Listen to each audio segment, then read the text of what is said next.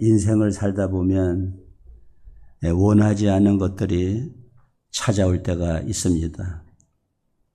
질병이 찾아오고, 가난이 찾아오고, 또 외로움이 찾아오고, 또 절망이 찾아옵니다.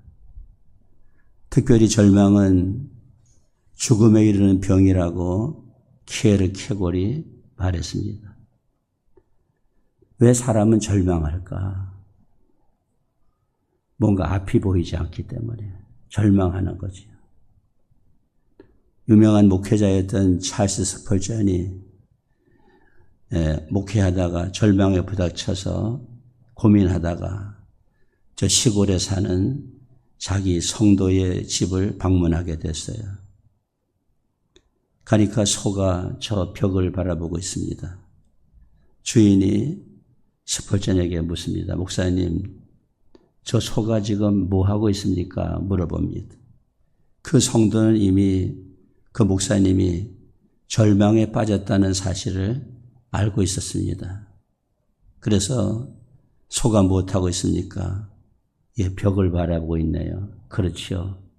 저 소가 벽만 바라보고 있습니다. 왜냐하면 자기가 나갈 구멍이 없는 걸 알고 벽만 바라다보고 있습니다. 그렇죠. 소는 뒤를 돌아보든지 옆을 보든지 하면은 구멍이 뚫려 있고 또 자기가 들어온 문도 있고 한데 그 문이 없는 벽만 바라다보고 있으니까 절망일 수밖에 없는 거죠. 어떤 어부의 아들이 바다에 고기를 잡으러 나갔다가 풍랑을 만났습니다. 거센 풍랑을 만나가지고 배가 뒤집힐 지경에 처했고 앞은 캄캄하고 살아날 가능성이 없습니다. 근데 저 멀리 보니까 불빛이 보이는 거야. 해안에 등대입니다. 그래서 그 불빛을 따라가지고 죽을 힘을 다해서 노를 저어가지고 살아나왔다는 겁니다. 칠흑같이 어둡고 비가 쏟아지는 하늘에도 언제나 그 구름 속에 빛 속에는 태양이 숨겨져 있는 것이죠. 언제나 하나님은 우리와 함께 하시며 어둠과 절망 속에 있을 때에 그 하나님의 빛을 발견하고 하나님의 빛을 따라가는 자에게는 소망이 있고 절망에서 벗어나는 희망이 있게 되는 줄로 믿습니다. 오늘은 절망의 생각에서 벗어나려면 이런 제목을 가지고 하나님의 말씀을 함께 나눌 때에 은혜의 시간이 될 수 있기를 원합니다. 대개 우리가 어떨 때 절망하느냐? 희망이 없구나. 절망이 올 때는 언제냐? 첫째는 내가 생각하는 방식이 아닐 때입니다. 우리 사람은 다 자기가 생각하는 방식이 있어요. 이렇게 문제가 해결돼야 된다. 내가 원하는 것은 이것이다. 그런데 그대로 안 되면 인간은 실망하게 돼요.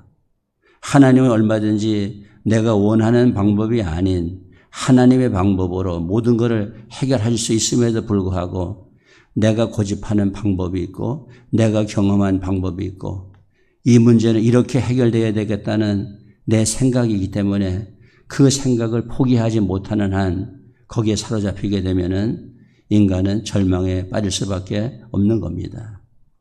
오늘 여기 어떤 한 소경이 어떤 사람들이 그 소경을 예수님께 데리고 왔어요. 그래서 고쳐달라고 말합니다. 자, 우리 성경 마가복음 8장 22절에 보니까 베세다의 이름에 사람들이 맹인 한 사람을 데리고 예수께 나와 손 대시기를 구하거늘 그랬어요. 그러니까 이 맹인을 데리고 온 사람들은 어떻게 이 병을 고쳐주기를 원하느냐? 손을 대서 고쳐주시기를 원하는 거야. 그것이 그 맹인을 데리고 온 사람들의 그 생각입니다. 또 맹인도 그런 생각이겠죠. 예수님이 나에게 손을 대서 고쳐주셨으면 좋겠다. 그런 생각을 한 것이에요. 그런데 예수님이 손을 대시지 아니하고 침을 뱉으시는 거예요. 침을 뱉으시는 거예요. 마가복음 8장 23절에 보니까 예수께서 맹인의 손을 붙잡으시고 마을 밖으로 데리고 나가사 눈에 침을 뱉으시며 그에게 안수하시고 무엇이 보이느냐 물으시니 이랬어요. 또 그 사람들이 원하는 것은 당장에 그 병을 고쳐주기를 원하는 거야. 안수를 하든지 아니면 명령을 하시든지 그냥 얍하면은 눈이 금방 떠지는 이런 거를 원했는데 예수님 그런 방법이 아닌 한번 기도하시니까 완전히 눈이 떠진 것이 아니고 나무가 걸어가는 것 같은 사람이 나무가 걸어가는 것처럼 보이는 거예요. 마가복음 8장 24절에 보니까 쳐다보며 이르되 사람들이 보이나이다. 나무 같은 것들이 걸어가는 것을 보나이다 하거늘 그랬어요. 근데 또다시 한번 안수를 하니까 완전히 눈이 떠져서 밝히 보게 되었다. 마가복음 8장 25절은 같이 있습니다. 이에 그 눈에 다시 안수하심에 그가 주목하여 보더니 나아서 모든 것을 밝히 보는지라. 그래서 이 맹인을 데리고 온 사람들은 손을 대서 고쳐주기를 원했고 그 다음에 단번에 고쳐주시기를 원했고 우리 성경에 보면은 바디메오라고 하는 소경이 있는데 예수님 보고 다윗의 자손 예수여 나를 불쌍히 여기소서 하니까 오늘 그 예수님이 그 자리에서 바디메오의 눈을 띄워주시잖아요. 그리고 이 사람들은 그걸 원했던 거예요. 뭔가 손을 대서 고쳐질 때에 한 번에 그냥 밝히 세상을 볼 수 있는 그런 눈을 띄워주실 줄 알았는데 손대는 것이 아니고 침을 뱉으시고 그 다음에는 처음에 기도하니까 나무 같은 것이 보이고 그 다음에 기도하니까 또 이제 밝히 보이게 되고 자기들이 원하는 방법이 아닌 이런 방법으로 예수님이 시도를 하시니까 그들이 절망하고 실망할 수밖에 없는 것이죠. 우리 확신범이라는 단어가 있습니다. 확신범이라고 하는 건 뭐냐? 내가 생각하는 것이 옳다는 거예요. 확신범. 그 죄를 짓는 사람들이 내가 생각하는 것이 옳다고 생각하기 때문에 그 일을 행하게 되고 그것이 죄가 되는 거예요. 그게 확신범입니다. 그러니까 신앙도 자기 확신 속에서 신앙생활하는 사람들이 있어요. 그러나 우리의 신앙은 우리의 확신이 아니라 하나님을 믿음이고 말씀을 의지하는 믿음인 것입니다. 여러분 아시는 대로 저 아람 나라의 그 나아만이라고 하는 장군이 있었잖아요. 그 장군이 나병이 걸렸어요. 문둥병이 걸렸습니다. 그래서 막 몸에 헌대가 나고 고름이 나고 이렇게 앓는데 전쟁하다가 이스라엘에서 잡혀간 한 소녀가 있었는데 그 소녀가 그러는 거예요. 아니 우리 주인님이 저 우리나라의 엘리사 선생님을 찾아가서 만나면은 이 나병을 고칠 수가 있을 텐데 가보시는 것이 좋겠다고. 그래서 우리가 어려우면은 지푸라기라도 잡는다는 그런 말이 있듯이 이 나아만 장군이 아무 치료 방법을 강구하고 아무리 처방을 해도 자기 나병이 나지 않는 거예요. 그래서 그러면 내가 엘리사를 찾아가 봐야 되겠다. 그래가지고 보물을 준비하고 선물 준비하고 해가지고 이제 아람 나라의 나아만이 많은 군사를 거느리고 그리고 엘리사를 찾아왔어. 근데 엘리사가 뭐라 하냐면은 저 요단강에 가가지고 7번 목욕하라 그러는 거예요. 아니 목욕하려면은 그 자기 나라 아람 나라에 아르마 강이라든지 더 깨끗한 강이 더 많이 있는데 거기서 목욕하면 되지 굳이 이스라엘까지 와서 목욕할 것이 뭐 있느냐. 그럼 엘리사는 그런 생각한 거죠. 자기가 오면은 그래도 일국의 군대 장관이 왔는데 엘리사가 나와가지고 영접을 하고 요즘으로 말하면 차례도 한 잔 대접을 하고 수고하셨습니다. 이러면서 뭐 약을 바르든지 안수기도를 하든지 이러면서 고칠 줄 알았는데 내다보지도 아니하고 요단강에 가가지고 7번 목욕하라 이러니까 이게 무슨 거냐. 그러니까 나아만은 자기가 생각하고 있던 방법이 있는 거죠. 근데 자기가 생각한 방법이 아닌 방법을 얘기하니까 이거 아닌데 하면서 실망이 오고 낙심이 오게 되는 거예요. 그때에 그 몸종이 그러잖아요. 그보다 더한 일을 시켜도 하실 텐데 그 요단강에 들어가서 7번 목욕하는 것이 무엇이 힘듭니까? 하시죠.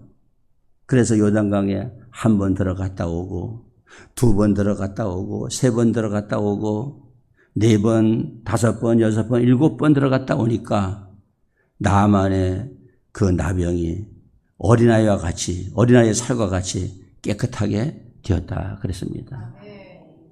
여러분, 우리의 신앙은 내가 고수하는 방법이 아닌 하나님의 방법으로 고쳐질 수 있다는 것을 믿어야 됩니다. 되게 많은 사람들이 교회를 찾아와요. 왜? 문제가 있으니까. 문제 없는 사람이 교회 오기는 힘들어요. 왜냐하면 하나님께서 어떤 문제를 통해서 우리를 부르시는 경우가 너무 많기 때문에. 그래서 이런저런 문제를 가져옵니다. 경제적인 문제, 아니면은 건강의 문제, 자녀의 문제, 회사의 문제, 이런 문제들을 가지고 교회를 찾아옵니다. 그러면서 기대하는 것이 뭐냐?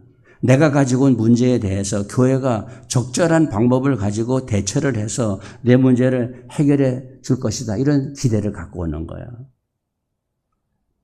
그런데 교회 와가지고 보니까 방법이 간단합니다. 방법이 단순합니다. 자기가 원하는 방법이 아니에요. 그 방법은 뭐냐? 기도하라는 겁니다. 그러니까 뭐든지 교회 가면 기도하라는 거야. 병든 사람도 오면 기도하라. 경제적인 문제도 기도하라. 자녀의 문제도 기도하라. 내가 가지고 나온 문제가 다 각자가 다르지만 처방은 거의가 동일해. 기도하라는 거야. 그러니까 낙심하는 거지. 뭔가 내가 가지고 나온 문제를 그 문제에 적절한 어떤 방법을 가지고 해결을 해줘야 되는데 그러지를 아니하고 무조건 기도하라 그러니까. 그래 여러분, 기도의 방법만큼 교회가 가르쳐주는 방법만큼 귀한 방법이 없는 거지요. 스펄전은 말하기 이렇게 말합니다. 10년을 염려하는 것보다 기도하는 것이 더 낫다. 사람이 일하면 사람이 일할 뿐이지만 사람이 기도하면 하나님이 일하신다 그랬어요. 여러분, 기도는 하나님이 일하시도록 만드는 것이에요. 성경을 읽어보면 전혀 모든 일들이 다 내 생각대로 되는 것이 아니에요. 인간의 생각하고는 전혀 다르게 하나님이 역사하시는 것입니다. 미디안 군대가 이스라엘을 쳐들어왔습니다. 메뚜기 새처럼 13만 5천 명이 쳐들어왔습니다. 이스라엘이 군대를 모집합니다. 누가 나가서 저 미디안 군대와 싸워서 이길 것인가? 기드온이 용사를 뽑습니다. 3만 2천 명이 지원해 왔어요. 3만 2천 명이 지원해 왔는데 3만 2천 명을 다 사용을 해도 4대 1밖에 안 돼. 왜? 저쪽이 13만 5천 명이니까.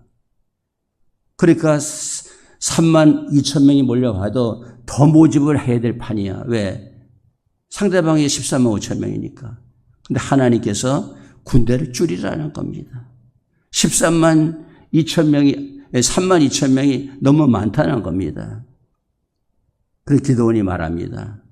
여러분, 지금이라도 두려움이 있으신 분들, 막 가슴이 떨리고 어떻게 전쟁터에 나가서 내가 전쟁하나 하고 두려움이 있는 분들은 다 자유를 줄 테니까 다 돌아가십시오.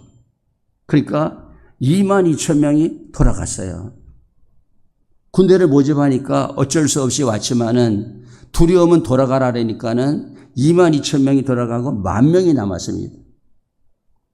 그 10,000명 가지고 어떻게 13만 5천 명이 이길 수 있겠어요? 그런데 하나님께서 10,000명도 많다. 10,000명도 많으니까 그 10,000명을 데리고 가서 저 물가에 데려가서 시험을 해라.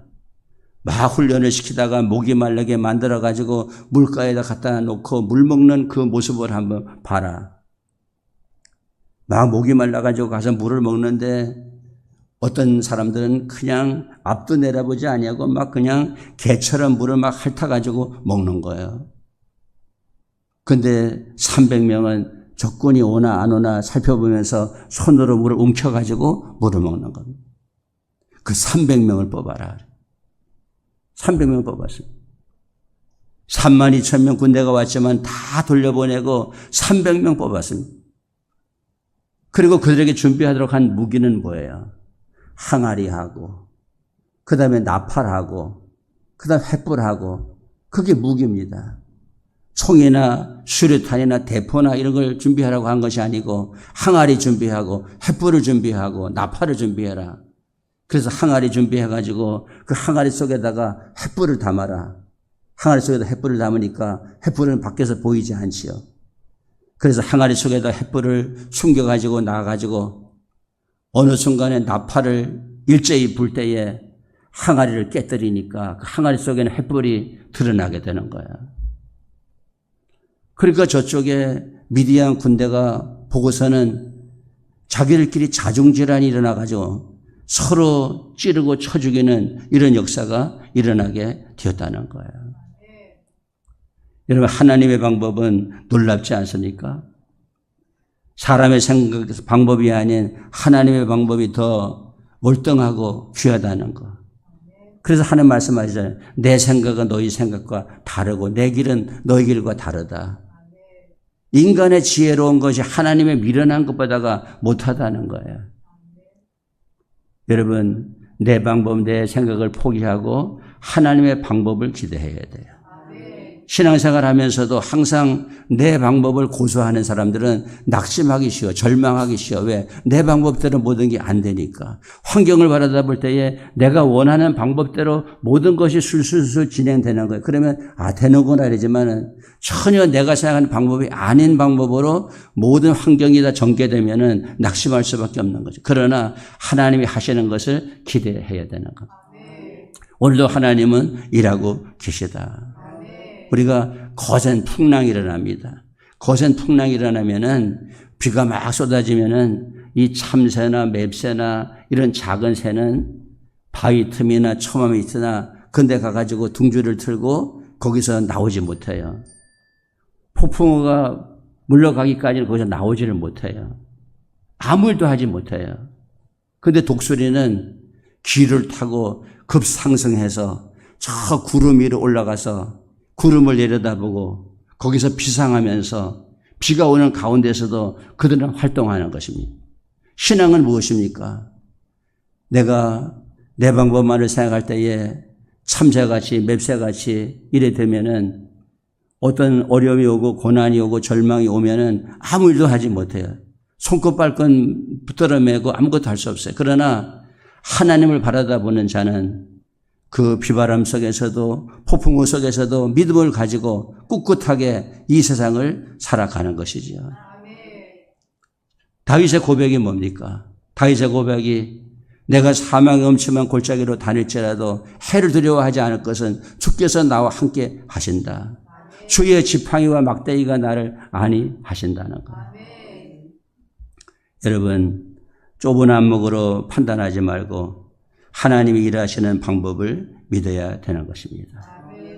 그래서 오늘 이 내 방법이 아닐 때 인간은 절망할 수밖에 없지만은 꼭 하나님은 내가 생각하는 그 방법으로만 역사하지 않는다는 것을 우리가 믿어야 됩니다. 그 다음에 두 번째로는 마을로 들어가는 삶을 살 때, 마을로 들어가는 삶을 살 때 낙심하기 쉬워요. 그래서 예수님이 그 소경을 맹인을 고쳐주시고 집으로는 가지만은 마을로는 가지 마라 이렇게 말씀합니다. 우리 마가복음 8장 26절입니다. 시작. 예수께서 그 사람을 집으로 보내시며 이르시되 마을에는 들어가지 말라 하시니라 그랬어요. 그러니까 마을하고 집을 구분합니다. 집으로는 가는데 마을로는 가면 안 된다는 거예요. 왜 그럴까요? 그 맹인이 눈을 떴으면은 자랑도 하고 내가 옛날에는 소경으로 살았는데 이제 눈 떴으니까 마을로 들어가 가지고 좀 뽐내기도 하고 나 이제 눈 떴다 이제 나 무시하지 마라. 그러면서 마을로도 들어가면 좋을 텐데 예수님은 마을로는 가지 마라. 집으로만 가라. 이렇게 말씀합니다. 왜 그랬을까요? 우리 성경에 보면은 이 마을은 어떤 마을이냐?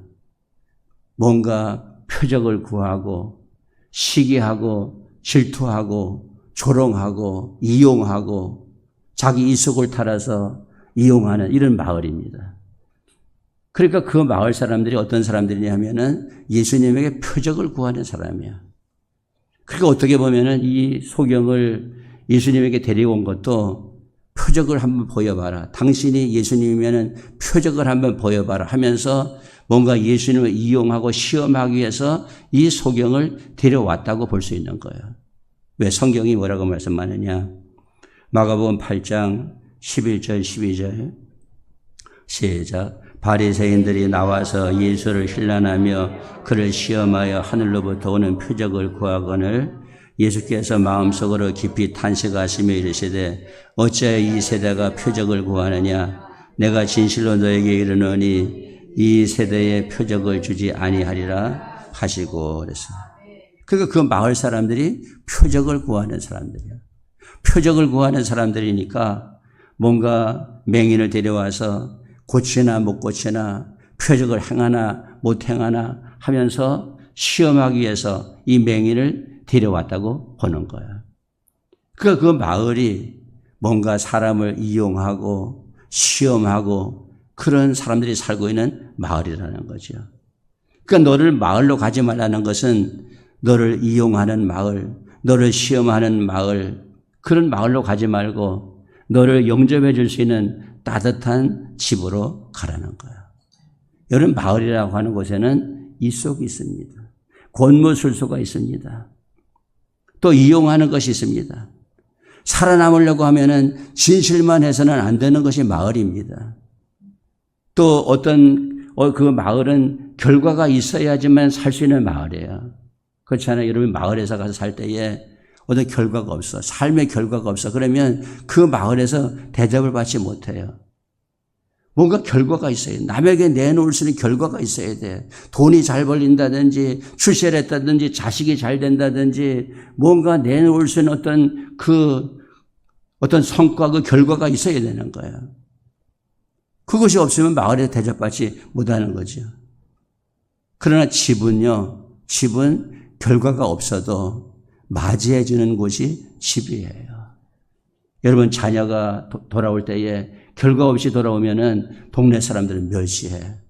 저는 객지에 나가지고 돌아왔는데 다 털어먹고 그냥 아무것도 없이 출세도 못하고 털털이로 돌아왔다.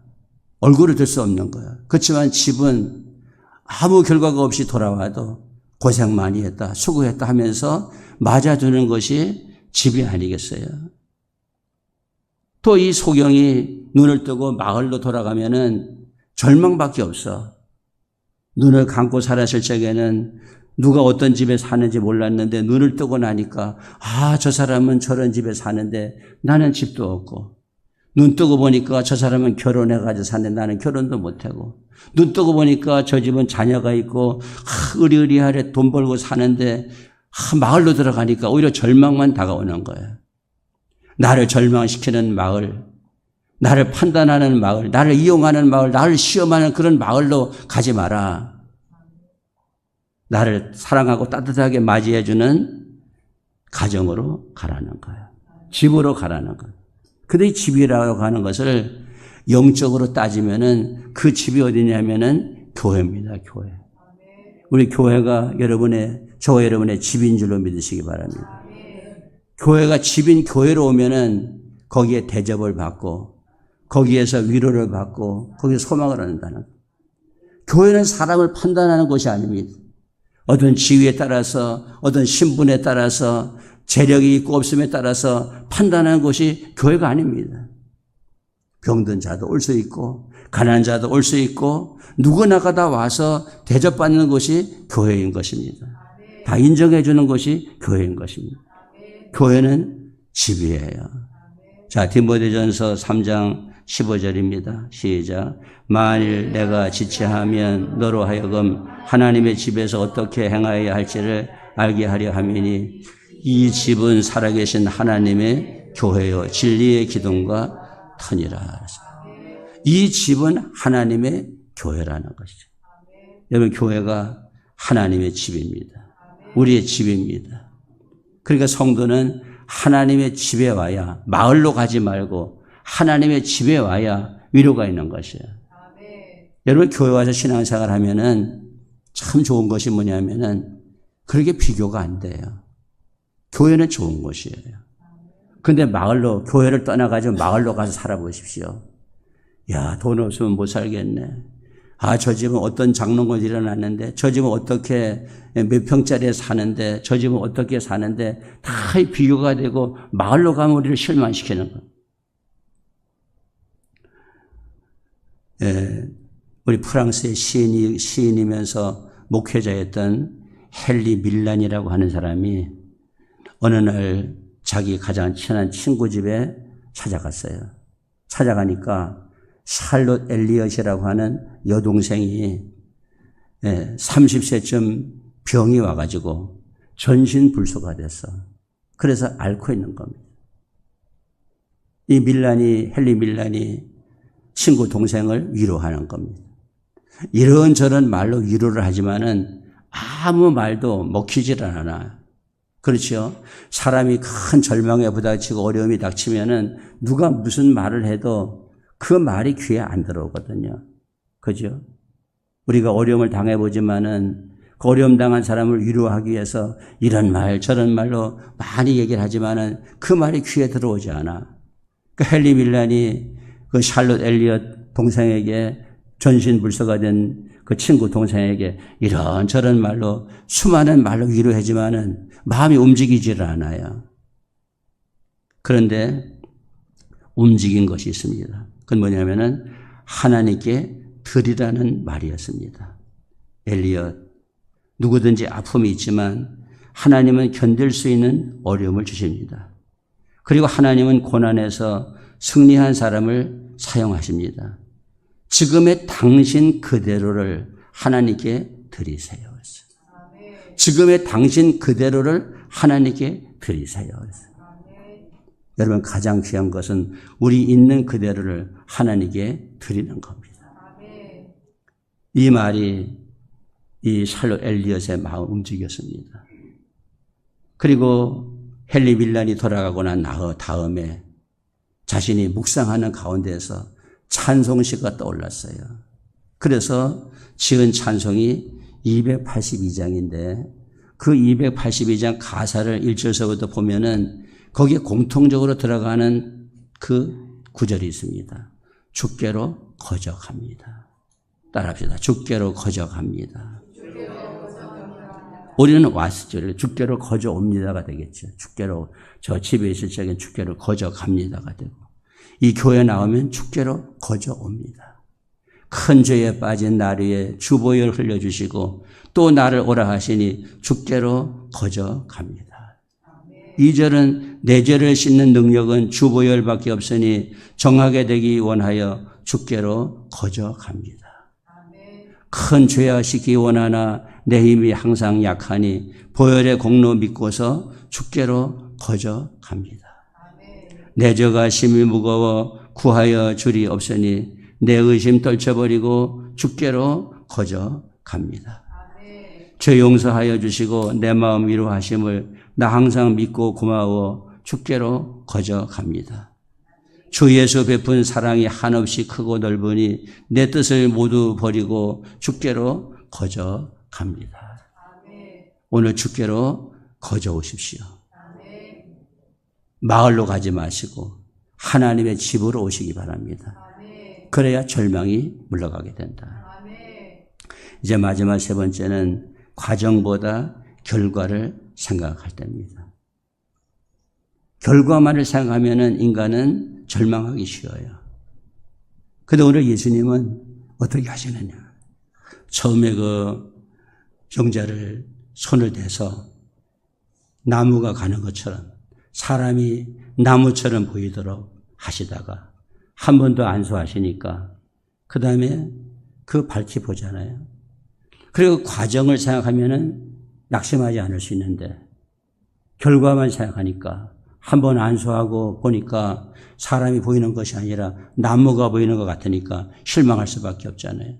그러나 그 과정 전체를 지나서 보면은 우리가 주님이 하시는 일을 알 수가 있잖아요. 자, 우리 마가복음 8장 23절부터 25절입니다. 시작. 예수께서 맹인의 손을 붙잡으시고 마을 밖으로 데리고 나가사 눈에 침을 뱉으시며 그에게 안수하시고 무엇이 보이느냐 물으시니 쳐다보며 이르되 사람들이 보이나이다.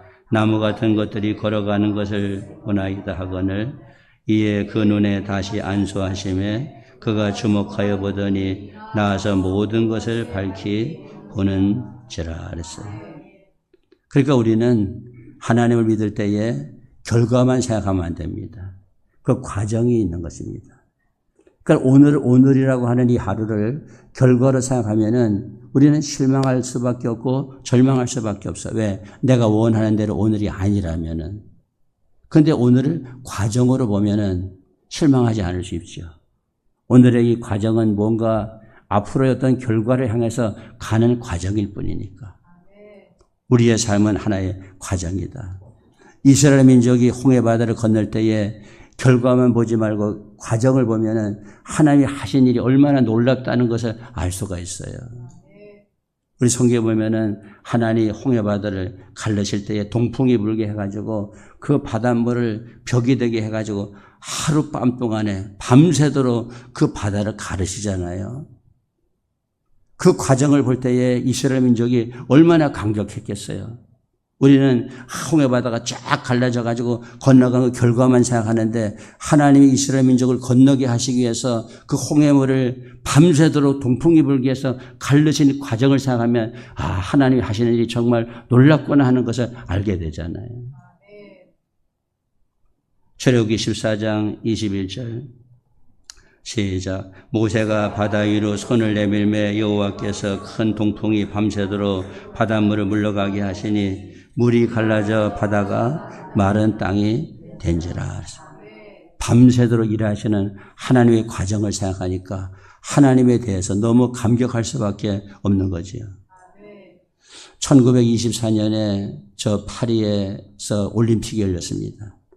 근데 미국의 조정 국가대표팀이 출전을 해가지고 경쟁을 펼쳤는데 아슬아슬하게 2위가 돼서 금메달을 따게 됐어요. 그런데 그 은메달을 따게 됐어요. 은메달을 딴 선수들이 금메달 못 딴 것 때문에 아쉬워서 운 것이 아니고 서로가 부둥켜 안고 울었습니다. 그들이 울면서 얘기한 건 뭐냐? 금메달을 못 땄기 때문에 운 것이 아니고 은메달을 따기까지 우리가 얼마나 수고하고 얼마나 힘든 과정을 거쳤느냐. 4년 동안 새벽 4시에 일어나가지고 아침에 구보를 하고 그리고 연습을 하고 그 추운 강에 들어가가지고 연습을 하고 그러면서 한 그 과정을 생각하니까 금메달 못 딴 것이 아쉬운 것이 아니고 은메달을 딴 것이 너무나 감사하고 함께 동고동락하면서 살아온 그 4년의 세월을 생각하니까 감사의 눈물이 아니 나올 수가 없었다는 거예요. 여러분, 가족은 왜 끈끈하지요? 가족은 결과를 생각하기 때문에 아닙니다. 과정을 생각하기 때문에. 네. 여러분, 인생을 살고 나면은 다 남편도 얼굴 보면 쭈글쭈글해지고 아내도 쭈글쭈글해지고 뭐도 아름다운 게 없어요. 그런데도 너무나 가족이 끈끈해. 그거는 살아온 과정을 생각하기 때문에 그런 거예요. 어떤 석공이 바위를 100번 쳤는데 깨지지 않았습니다. 101번 치니까 그 바위가 두동강이 나버렸습니다. 그럼 100번은 소용없는 겁니까? 사실은 100번을 맞은 누적된 그것이 101번째 가서 깨진 것이죠. 오늘의 결과는 어떤 과정이 있어야 나타나는 것입니다. 내일의 어떤 결과도 오늘의 과정이 있을 때에 나타나는 것이죠. 여러분, 결과만 보고 낙심하지 말고 과정을 생각하시기를 바랍니다. 좋은 글이 있어서 소개를 합니다. 결과만 생각하며 포기할 수 없는 사람은 나 자신입니다. 남은 나의 결과만 보지만 나는 내가 걸어온 과정을 알기 때문입니다. 과정을 정확히 알고 있는 사람은 자신뿐입니다. 스스로 과정이 가치가 있다고 판단한다면, 그리고 지금 포기할 생각이 없다면 마음이 흔들리는 자신을 경계해야 합니다. 지금의 실력이 원래 자신이 갖고 있었던 능력이라고 착각하기 쉽습니다. 아닙니다. 과정을 통해 얻어진 것입니다. 만족하진 않지만 지금의 결과도 힘든 과정을 통하여 얻어진 것입니다. 그리고 지금 거치는 힘든 과정이 훗날 더 나은 어떤 결과를 또 만들어낼 것입니다. 이제 말씀을 줄이려고 합니다. 내가 생각하는 방식대로 안 된다고 절망하지 마십시오. 있는 그대로 받아주시는 하나님의 집을 찾아오십시오. 과정을 무시하고 결과에만 집착하지 마십시오. 당신에게 과정이 있었기에 당신이 오늘 여기에 있습니다. 오늘의 과정은 내일 또 다른 멋진 결과를 만들어낼 것입니다. 기도하겠습니다.